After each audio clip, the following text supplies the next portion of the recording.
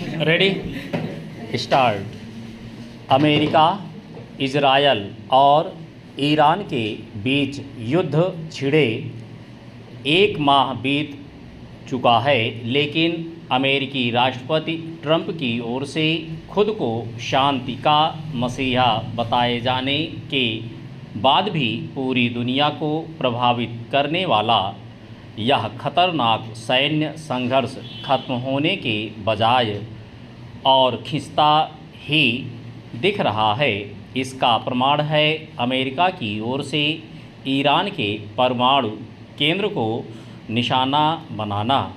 Iran के Isfahan स्थित परमाणु केंद्र पर अमेरिका ने एक ऐसे समय बंकर बस्टर बम गिराया जब ट्रंप ईरानी नेताओं से शांति प्रस्ताव पर कथित तौर पर वार्ता भी कर रहे हैं, या तो वे झूठ बोल रहे हैं अथवा ईरान के साथ साथ पश्चिम एशियाई देशों और विश्व के साथ भी छल कर रहे हैं।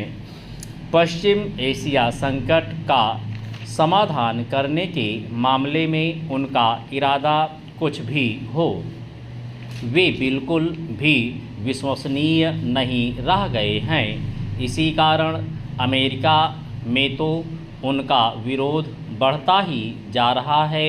उनके मित्र देश और यहाँ तक कि नाटो राष्ट्र भी ईरान के खिलाफ युद्ध में उनका सहयोग करने को तैयार नहीं। अब यह भी स्पष्ट दिख रहा है कि ट्रंप ने बिना विचारे इजरायल संघ ईरान पर हमला बोलकर अमेरिका और यूरोप समेत पूरे विश्व को संकट में डाल दिया। इसके भरे पूरे आसार हैं कि अभी तक अपनी मनमानी करते चले आ रहे ट्रंप को इस बार अपने अहंकार की कीमत चुकानी पड़ेगी। अग्रिम अनुच्छेद। पश्चिम एशिया संकट जिस तरह गहराता चला जा रहा है और ट्रंप इस संकट के समक्ष जिस प्रकार असहाय निरुपाय दिख रहे हैं, उससे उनकी जग हंसाई तो हो ही रही है। अमेरिका की प्रतिष्ठा को चोट भी पहुंच रही है। यह सही समय है कि अमेरिका के नीति नियंता और साथ ही वहां की जनता इस पर विचार करे कि उसने ट्रंप सरीखे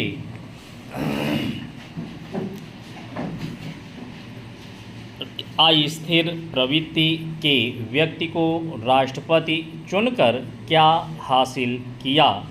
इसमें संदेह नहीं कि अमेरिका के साथ इजरायल की रणनीति सवालों के घेरे में है, लेकिन इसके साथ ही ईरान के रवैये को भी सही नहीं कहा जा सकता।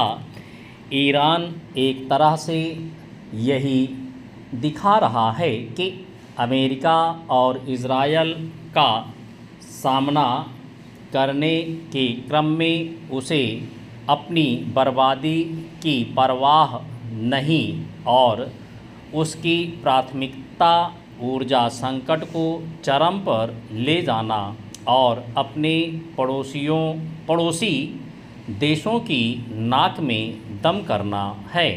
शायद उसकी इसी नीति के कारण खाड़ी